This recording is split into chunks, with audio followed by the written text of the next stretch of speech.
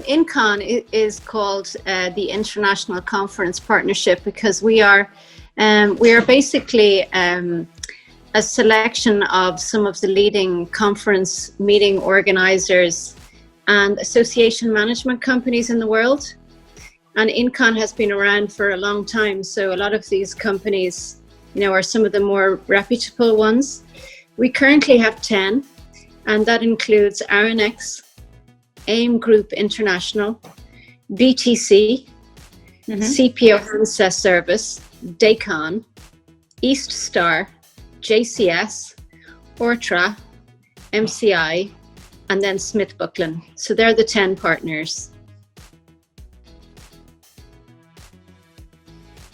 We choose our partners based on their size, their capabilities, and then their proven ability to organize international conferences and events.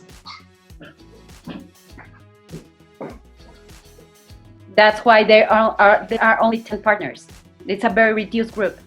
Yeah, exactly. So it would be very much regarded as quite an exclusive group. So we don't take just any conference organizer around the world. They really have to be in the business of organizing international meetings. So we usually gain partners in two ways. Some companies come to us and they ask, we would like to be a partner because they recognize the brand in the industry. And then sometimes we see very good international players and we contact them and we ask them if they would like to join.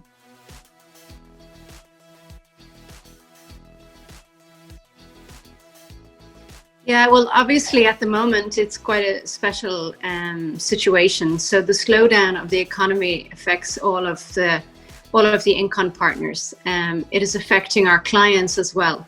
And then due to the lockdown measures that are being imposed around the world, this is obviously having a major effect right now.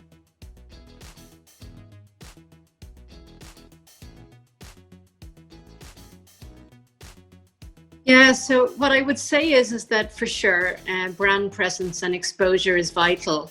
And then what happened is the pandemic, literally overnight, it propelled everybody into doing everything online. Whereas in the past, we had trade shows and we had a lot of physical ways of presenting our brand. So for example, INCON, we would have been very active at the IMEX trade show. And it would have been, one of the center parts of our brand strategy. And then suddenly it's just like pulled away. And so we were quite lucky because I think only the companies at the moment in the world who have a strong digital presence and who really understand digital are the ones that seem to be able to survive this pandemic. And in 2018, we put in place quite a comprehensive digital transformation project. And so we really worked on INCON's digital presence on our website and on our social media. So during this time, we have really kind of upped the amount of investment and time that we have put into those areas. I think that has served us very well. I would say at the beginning of the pandemic, we started to curate content about, how to organize a virtual conference, how to increase attendees at a virtual conference, how to attract sponsors to hybrid meetings. So we were answering a lot of those questions that we knew people would be putting in the search engine. And because we have some really good companies around the world, they were already writing articles about this. So my job was to go out to everybody and say, have you written anything? Will you write something for me? And so we have a very nice page on the INCON website, which is called the INCON COVID resource page. We've had a huge amount of traffic there. And I would hope then that profile is then pointing people when they are searching for these keywords, and that the INCON partners are coming up as reputable, conference organizers. Because I think, during the pandemic, obviously the conference industry was badly affected, but at the same time, a lot of people were like, okay, but how do you organize a virtual event? And I think there were many companies that were maybe in different areas. They might be in digital technology, they might have been in booking systems. They were trying to get into that space. And so companies like Incon, they need to make sure that they are communicating so they don't get lost, you know, in that whole area, because there's so many people, you know, going online and putting up business, new business ideas and new platforms for organizing virtual events. They needed to be able to stand out. And I feel that the work that we did on the past has been able to support, you know, the digital strategy that we're implementing today.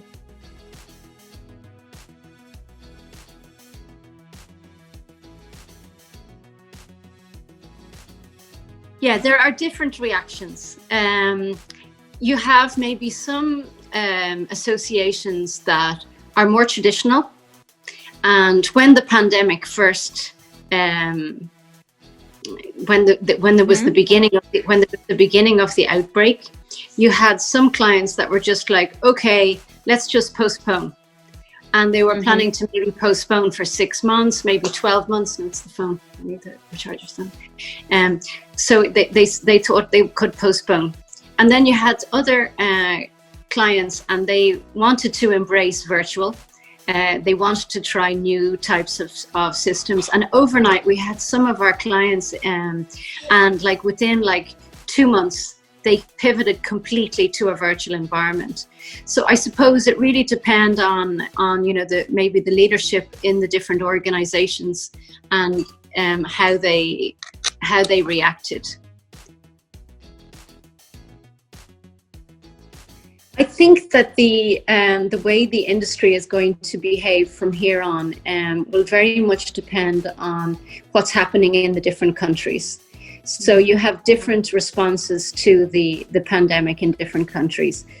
The disease itself, I think, is obviously it has been seen to be more rampant in some countries rather than others. And then government responses. You know, there's some governments that are really supporting the meetings industry around the world. You know, they're helping provide their staff to stay with their salaries, and they really support them. So it really, I think it's very difficult to say there's a global picture of what way it's going to be. I think it's very different in every market. Yeah. So I have noticed, for example, with some of the Incon partner companies, you know, in Australia, for example, they had a really good campaign where they lobbied the government and they asked for, you know, more help with unemployment benefit for the industry. So it means that it means just that they can stay in business longer, you know, than possibly what other companies can do in other countries around the world. Yeah, so, you know, event planners, in some ways, I think they really need to reinvent their entire business. So I think only the companies that are willing to do that are the ones that are, first of all, going to find the opportunities, and secondly, are going to be the ones that are going to survive. So, you know, there's obviously, as I'm sure you have encountered, you know, now we need to have a much better understanding of technology, for instance. So it's not enough to just have a superficial understanding, for example, of a virtual event platform. Now, even the marketing and sales people, they have to really truly understand it. So I think when companies do that, when they invest in their staff and they help them understand the new ways of doing business, I think there will be many opportunities then. What I've heard from the Incon partners is that the type of services that are being provided are different. So event planners in the future, they're going to need to provide more advisory type services. So, you know, so for example, digital engagement, you know, how to use data, how to implement AI into your meeting, you know, the event platforms, how to get sponsors for virtual events. So there are many opportunities in that advisory space. Whereas I think in the past, you know, there was obviously a premium on logistics services, and there was a way also of making margins on in a different way. And now that's all been turned on its head, and now the event organizers need to look for revenue opportunities just in a slightly different way. You know, I think that's similar to the other question. I think the disease impact is different around the world. Its severity and government response is different. So the recovery will be similarly fated, with different countries and regions returning quicker than others.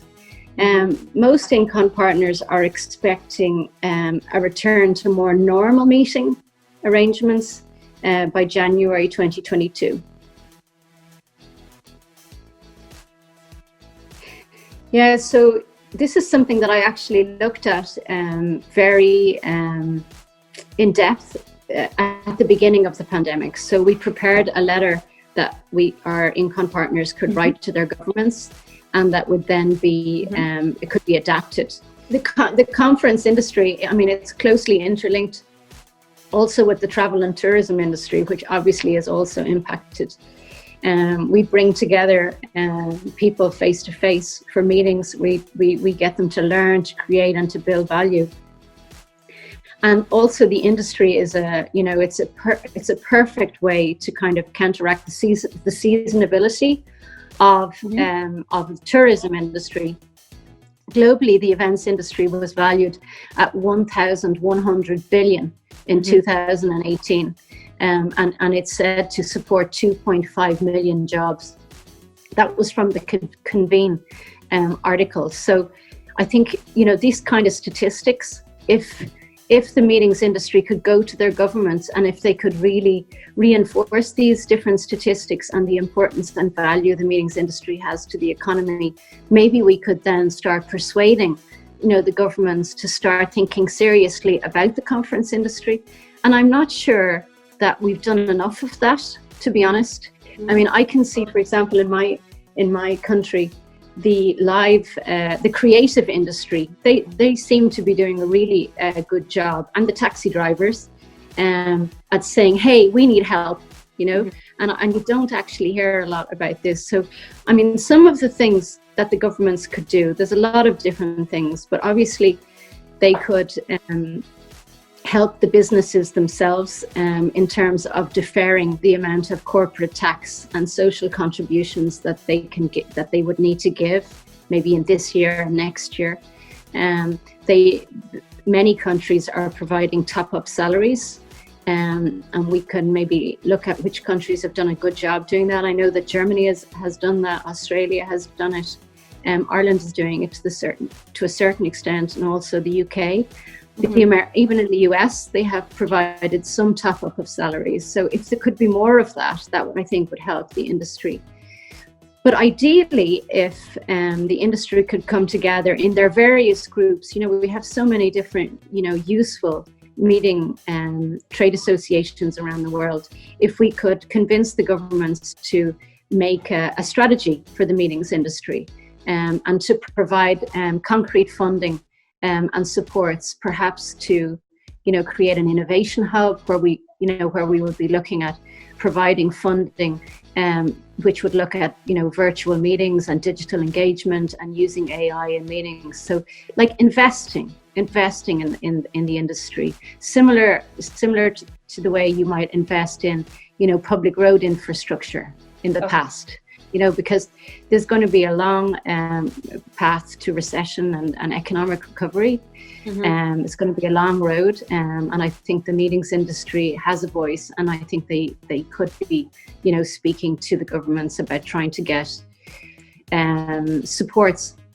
I mean, in the past, destinations, convention centres around the world, they have been quite effective at getting things like subsidies for conference transport, subsidies for event bidding, tax rebates or funding for delegates that are willing to travel, subsidies for conference, for example, that have been cancelled. So all that area, I think, could be explored. No, but you see, because it's a group that's international, a lot of what we found was a lot of their national conference organizations started to do this. And government funding is, in the end, it's national. So in some ways, the only thing that we could do as INCON was to provide a template letter. But then in the end, so for example, Gerardo from BTC, he's now president of the Mexico conference organization. We have many of our INCON partners are very involved in their national association. So they were able to use this and go to their national governments. But obviously IAPCO, which is another important organization in the conference industry, the International Association of Professional Conference Organizers, they have obviously been working on this as well.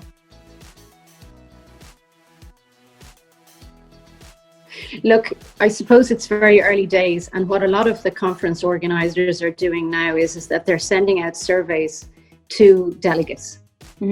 And they're asking them about their experience.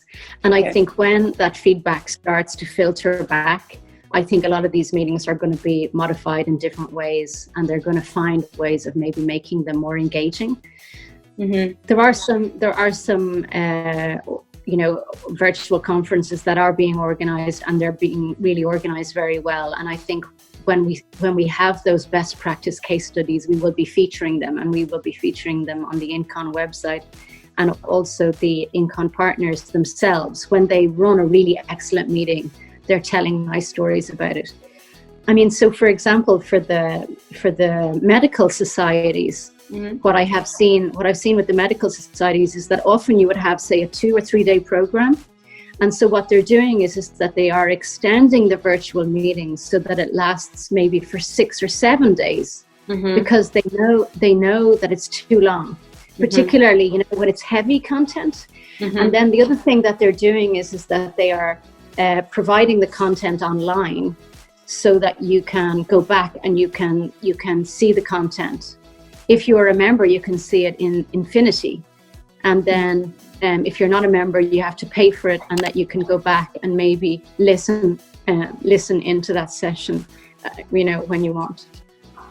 But it's innovating all the time, the digital events. We're learning from experiences all the time, and there's some very clever, creative things happening. And I would suppose the hybrid meeting, I think that's what we're going to start seeing more of. There will be a lot of smaller events organized in hubs around the world, even in countries limited to just countries. And then they will link up those different hubs into a hybrid meeting, which people will get excited about because they feel they can attend and feel safe, but they're also part of a larger picture where they can network with international communities. Oh, absolutely. Absolutely. So we have seen some of our clients have organized virtual meetings, and they have increased considerably the number of attendees that are attending, and they're also attending from a much further reach than they may have in the past. And maybe that's also an issue of cost, because the virtual meetings, they're not necessarily always free. I mean, sometimes you pay, and you can pay, for example, a very similar registration fee than if you were to attend. But yourself, when you go to an event, it's the cost of the airline ticket, the dinners when you're out, and your accommodation. So maybe people who weren't actually thinking of going in the past are suddenly like, hey, I'm going to go. I mean, I attended, I don't know if you know the ASAE, it's the American Society of Association Executives. I have been meaning to go to their meeting in Chicago for the last couple of years. And it's kind of, it's kind of on my radar. I'd really like to go. And I always, as the meeting is getting closer, I'm like, oh, yeah, I can't really afford it. and then this year, it was all online, and it cost $99. And you're able to just be there. And I mean, it's not the same as meeting everybody, but I did get a lot of really good content. Yeah, I mean, I think it's so important, in fact, to be part of a network of peers, because we're all working remotely, and we all feel a little bit lonely. And I must say, as the executive director of INCON, I was a little bit worried at the beginning of the pandemic because, you know, a lot of our meetings with the INCON partners are face to face, and we couldn't do that anymore. But what ended up happening is that we ended up meeting more regularly, but we're doing it virtually. So now we're now having INCON board meetings once a month as opposed to 3 times a year. And then we have meetings of the digital group, the digital marketing and social media group, and our technology group, and they're meeting every 2 months.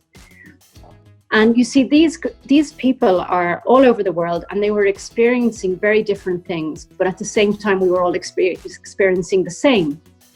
But that value of interconnectedness and being able to share, you know, the experiences, be able to share the challenges, I think was invaluable. And a lot of the INCON partners, so they're the CEOs of the different groups, they really appreciated to be involved in this quite exclusive partnership where they felt that they could be honest about what was happening, and they were able to get advice, you know, from their fellow partners about maybe how they were tackling some of the challenges. So I feel that it's a very valuable opportunity for the people who are members of this association. I'm also a member myself of a European society, and it's the European Society of Association Executives, and they also organize quite a number of webinars, you know, through this pandemic. And I personally also found it very useful to have that kind of education and that exchange and the sharing of best practice during the pandemic.